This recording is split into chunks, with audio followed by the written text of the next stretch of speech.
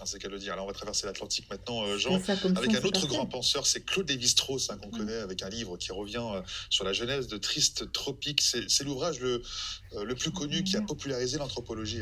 Oui, c'est ça, c'est pas forcément une discipline très facile, l'anthropologie, mais ça se lisait un peu comme un roman triste tropique. Et bien, pour revenir à l'origine de ce best-seller, je vous propose ce livre, Les plus vastes horizons du monde, publié donc aux éditions Chandenne. C'est un voyage aux origines donc de son livre Triste tropique, publié en 1955, le récit des séjours de l'anthropologue dans la forêt amazonienne au Brésil à la rencontre des peuples autochtones, indigènes.